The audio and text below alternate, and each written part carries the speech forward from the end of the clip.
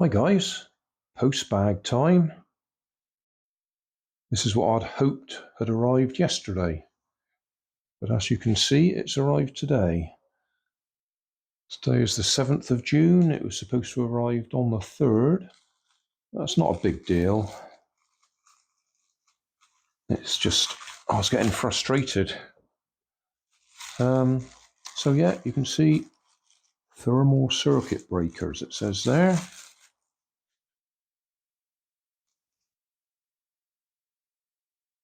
Well sealed. There'll only be tiny things by the time we get inside all this. There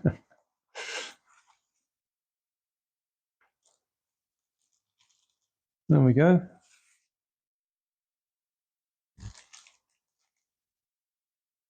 We've got 10 of them, I think.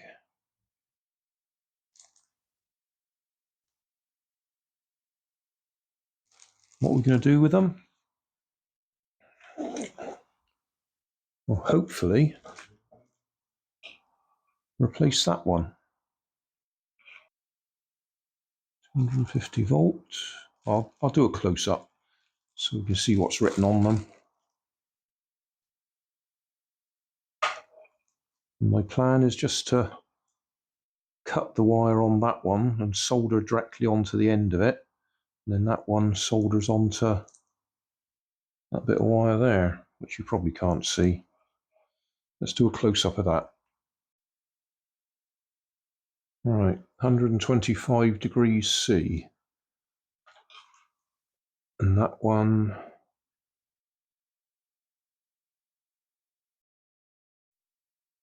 127 degrees C. 125 was the closest I could find to match it. So that's why we've gone for 125. So yeah, I shall just chop the leg off that one so we can solder onto it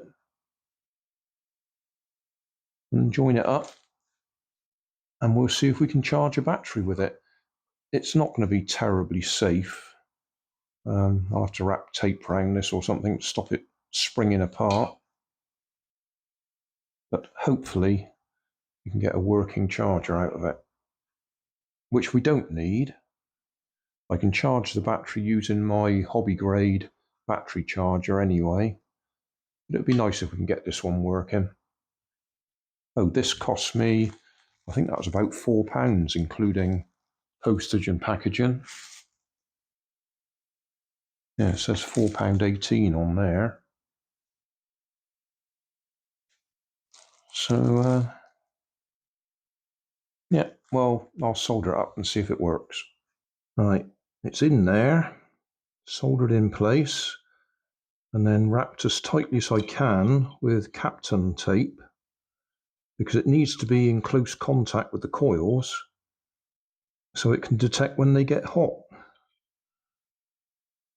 One thing I didn't mention was this is actually a waste of time, because the battery we're trying to charge is an old NiCad, and it does charge, so we'll be able to demonstrate it taking charge, but it doesn't hold the charge for very long.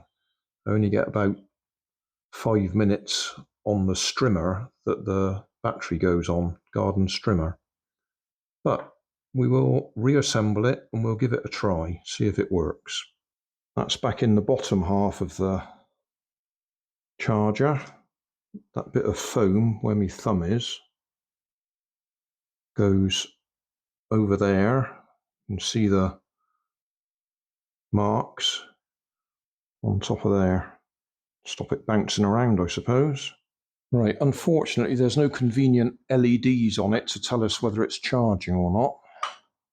This is the battery. 18 volt CD cadmium. As I say, I have charged that one using my hobby grade battery charger. We'll just have a look, see what we've got on there at the moment. We've got about 5.6 volts.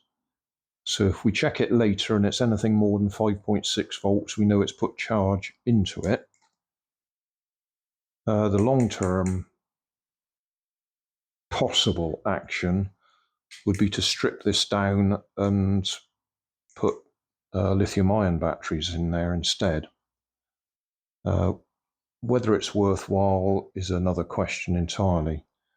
The other easy option is to convert the plug that goes into on the strimmer to an ordinary XT connector, and I can use one of my other batteries, or with an XT connector on it, I could use this one from Lidl, which is actually 20 volt, which probably wouldn't kill it, because this one, that's a big Clive.com modification to put an ordinary connector on it, and then if I put the reverse of that on the strimmer, I could use a useful lithium-ion battery without fussing modifying that one, which is probably a better option. But back to where we were, I'll plug this in and we'll see if we get more than 5.6 volts after I don't know, 10 minutes, 15 minutes or something. It's just occurred to me that it might be handy to plug it in on screen in case it goes pop. Are we ready? Well, we're in. It didn't apparently go pop, not immediately. So it's 4:45 at the moment. Let's put that on the floor. And just move the camera. There we are, 4:45. So I don't know, we'll give it half an hour or something and see if we've got any more volts in it. All right, 5:45. Let's just take this battery off and measure it. Okay, off there.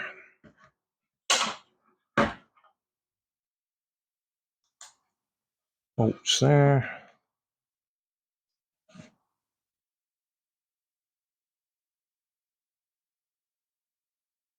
Oh, 17.96 volts.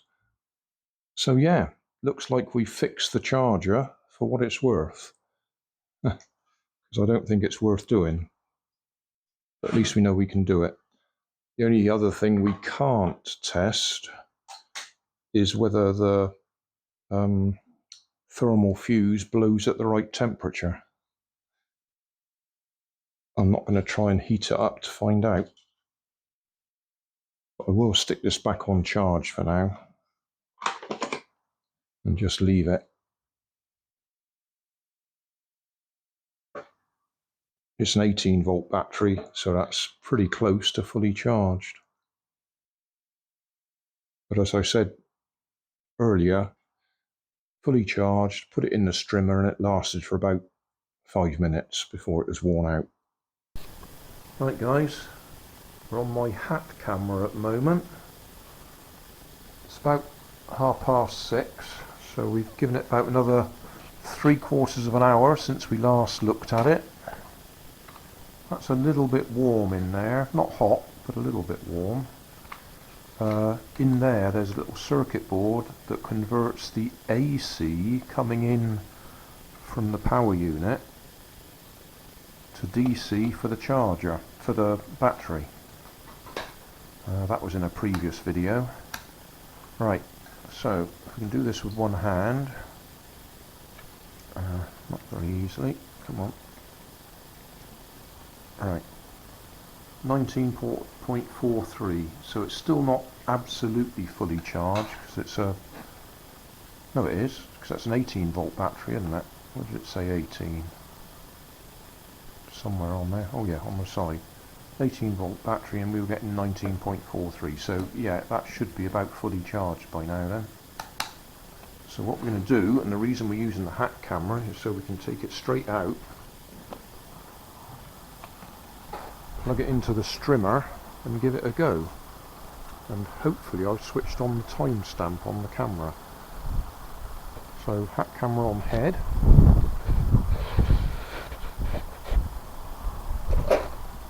Swap that in there.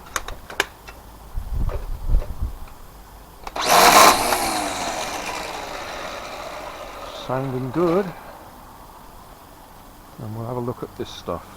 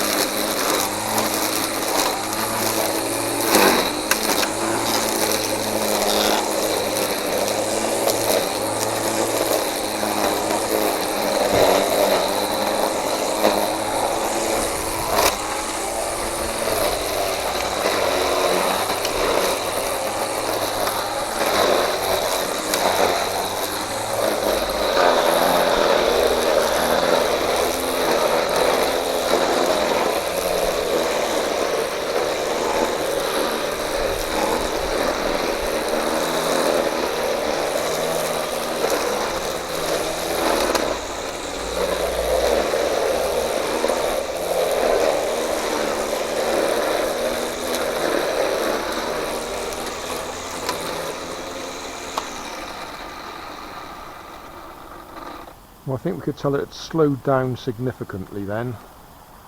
I shouldn't think that was even 5 minutes.